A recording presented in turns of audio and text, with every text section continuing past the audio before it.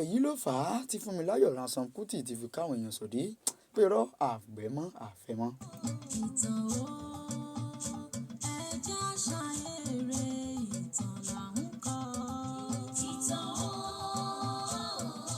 Ìfẹ̀hónúhàn ọ̀hún lọ́dún náà lọ́hùn lọ́dún 1949 ọ̀hún gan ló ṣokùnfà tí Aláké tìlú Aké ní tí Ẹ̀gbá nígbà náà lọ́ ẹnu mi àgò tí ó ní láti forí ìtẹ́lẹ̀.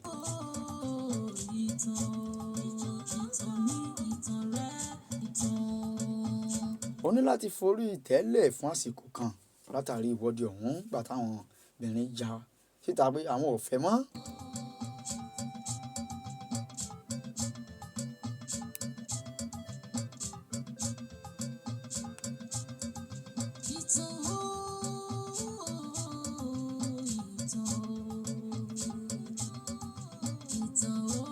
Wọ́n sì fẹ̀hónúhàn wọ́n jájọ ọ̀hún wọ́n sì borí ẹ̀.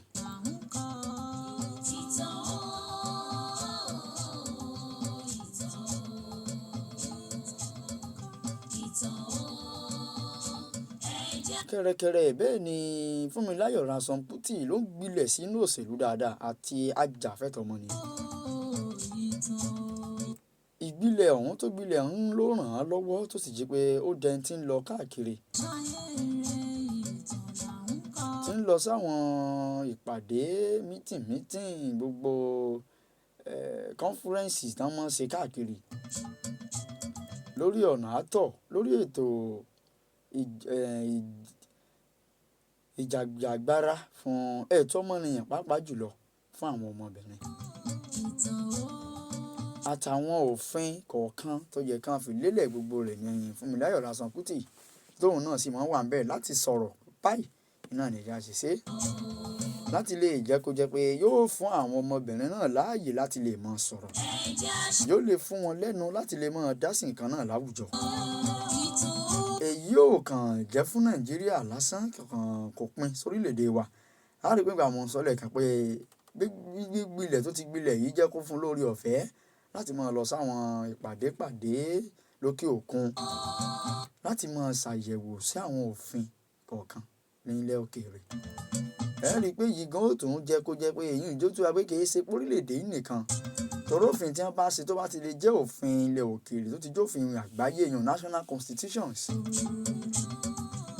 kò sí bí ó ṣe ní nípa lórí àwọn orílẹ̀-èdè kọ̀ọ̀kan míì náà.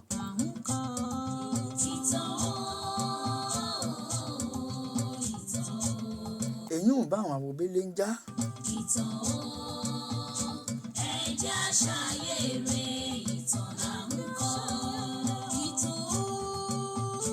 Lójú náà ti mú kí àwọn ẹgbẹ́ tó dálẹ̀ yan ẹgbẹ́ obìnrin ẹ parapọ̀ ajàfẹ́tọ̀ọ́ wa ẹgbẹ́ Nigeria Women's Union tó dálẹ̀ ń gbà wọn.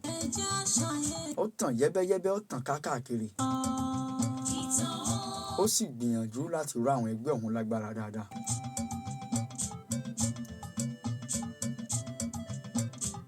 Ó jìjàgbara fáwọn obìnrin jìjàgbara fún wọn pé káwọn náà dìbò wọ́n nẹ́tọ̀ọ́ láti dìbò àwọn náà sì nẹ́tọ̀ọ́ láti di ọmọ ẹgbẹ́ wọ́n sì nẹ́tọ̀ọ́ láti lè ṣàkóso ipò kan láwùjọ.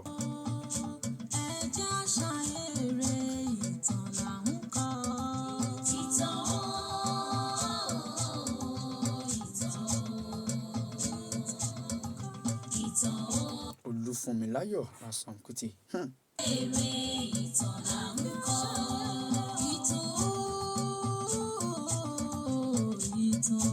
Obìnrin nù ó obìnrin là ń perí rẹ̀ yóò Olúfúnmiláyọ̀ Ransome Kuti. Àmọ́ kì í ṣobìnrin lásán.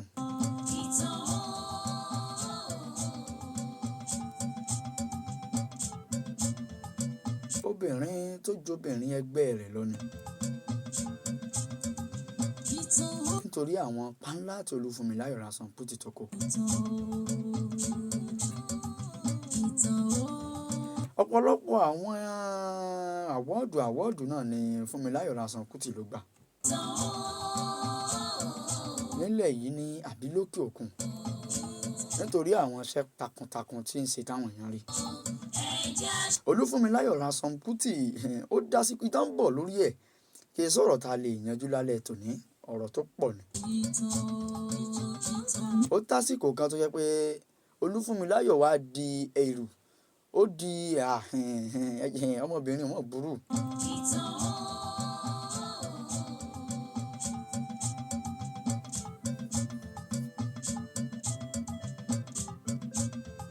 Olúfúnmiláyọ̀ dìbẹ̀rù bojo fún àwọn amúnisìn ìgbà náà lọ́hùn tí wọ́n wà lórílẹ̀‐èdè wa Nàìjíríà,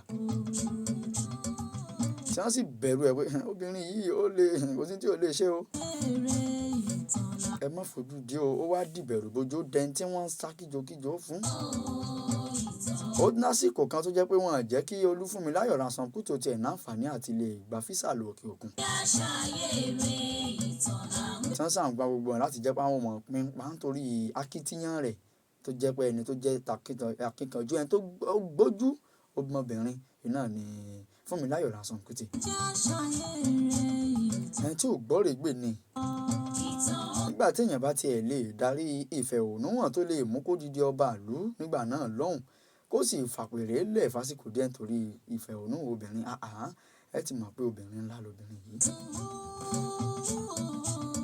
Kìí ṣe pé fún wà burúkú o, bí ó ṣe pé ó jàfẹ́tọ̀ọ́ wọn ni o. Gbogbo ìwà àbàjẹ́ tí wọ́n hù sáwọn obìnrin gbà ní wọ́n fẹ̀hónúhàn lé lórí tí wọ́n sì takò, èyí ló sì fà á tí Aláké tó wà ńbẹ̀ lọ́dún náà lọ́hùn tó fi fipò lẹ̀.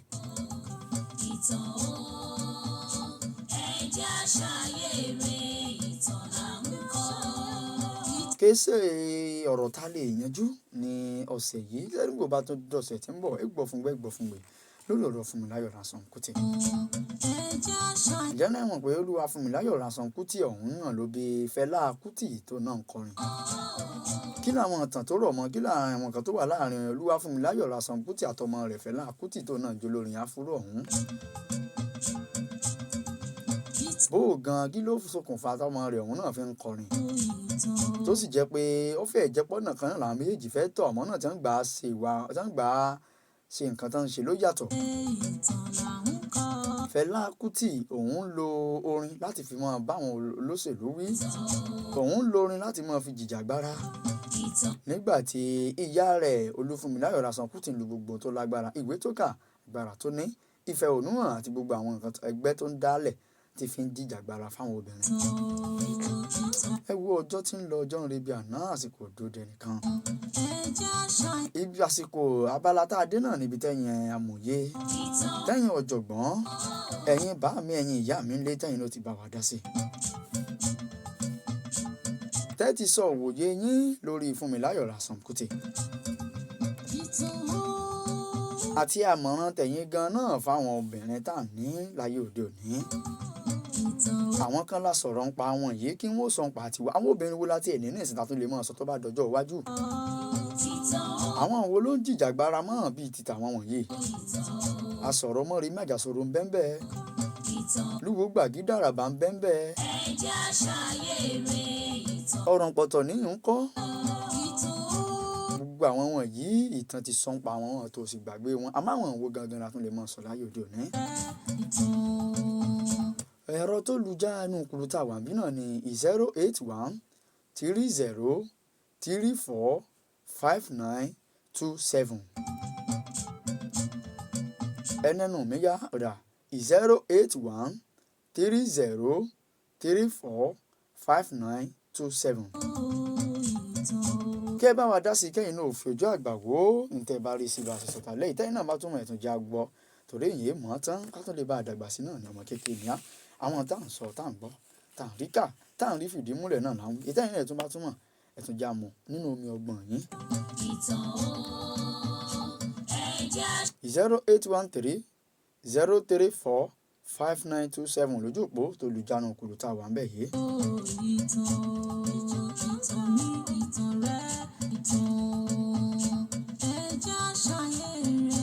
Ìbéèrè mi ni pé àná àwọn obìnrin wo, àwọn akọni wo nípa tóbìnrin tá a tún lè mọ̀ tiẹ̀ sọ pé bọ́yá àwọn náà ń lapa báyìí lásìkò tá a wà ń bẹ̀ tá a tún lè mọ̀ sọ tó bá dọjọ́ iwájú.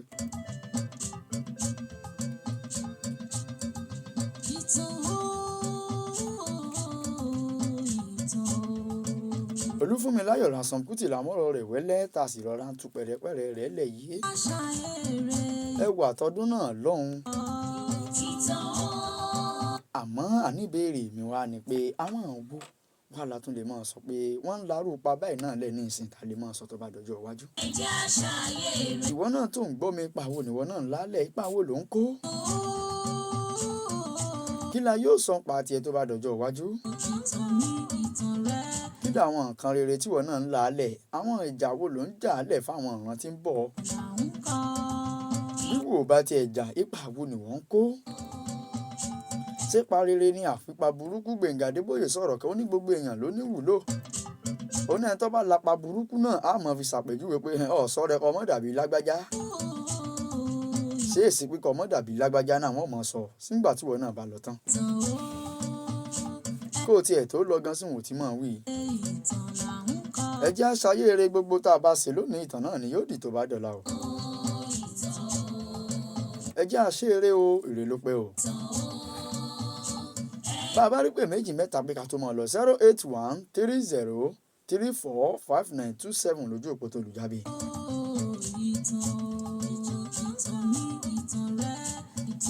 Zero 08130345927. gbogbo tá a máa ń ṣe láyé ẹ̀jẹ̀ a máa rántí pé àṣélẹ̀ ni o tá a sì padà wá bá. báwa gan ọ̀bá bá àwọn ọmọ tá a bí ń kọ́. táwa gan ọ̀bá bá àwọn tá à ń filẹ̀ àwọn ìran tí ń bọ̀ lẹ́yìn wa ń kọ́. ṣé ìṣepin tí wọ́n ń ṣẹlẹ̀ ní ìsìn ni ó di wàhálà sáwọn ìran tí ń bọ̀ lẹ́yìn rẹ̀. ṣé ìṣepin nǹkan tí wọ́n ń ṣẹlẹ̀ ní ìsìn ni ó padà di táyọ̀ mọ́ wípé ọmọ ran wọn ọmọ tí lágbájá ṣe ń gbà tiẹ̀. bákan náà gbogbo wọn rí ẹjẹ́ mọ́sùn mọ́ wọn ìran wọn ò ṣe tọ́ o. ẹjẹ́ àṣeré o. lẹ́yìn ètò ẹ̀yin fẹ́ pè mí ẹ fẹ́ bá mi sọ̀rọ̀ ni ẹ fẹ́ ṣe jíǹkù ni àbẹ́ fẹ́ ṣe ìpolówó ọjà abẹ́yìn fẹ́ ṣe onígbọ̀wé ètò àbẹ́ nìkan kan tẹ́ fẹ́ béèrè nípa àwọn nǹkan táwọn ti ìtàn tá a ti ń sọ sẹ́yìn ẹ lè pè mí sọ̀rọ̀ ẹ̀rọ ìbánisọ̀rọ̀ yìí 091 69 18 86 82 091 69 18 86 82. ńlọ lónìí tó padà lọ́jọ́ mẹ́jọ nílò lọ ìjà tó lọ tí ò dó tàlẹ́ omi. ẹni ń lọ lọ kọ̀ǹkọ̀ tó lọ tí ò dé sàlẹ̀ odò. àwa lámọ̀ wá ẹ̀yin lámọ̀ bá àní sọ lódì lẹ́yìn ara wa lọ́lọ́ ìlédùn àwọn.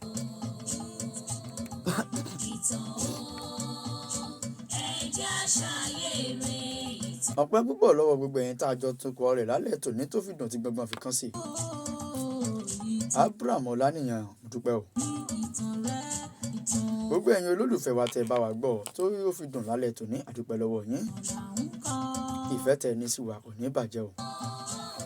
títí ìjọ́ mẹ́jọ tá tún máa pàdé lórí ètò yìí kan náà àwọn akọni ilẹ̀ wa mo wí pé ire àti àánú yóò máa tọ̀ wá lẹ́yìn lọ́jọ́ ayé tiwa gbogbo àwọn ò sì máa gbé lóluwà láì àti láíláí. ó dàárọ̀ sà ó dàárọ̀ mà ó dàárọ̀ ẹ̀gbọ́n ó dàárọ̀ ọ̀rẹ́ ó dàárọ̀ bá mi ó dàárọ̀ ẹ̀yin ìyá mi ó dijọ́ mẹ́jọ. ẹ jẹ́ àṣà eré.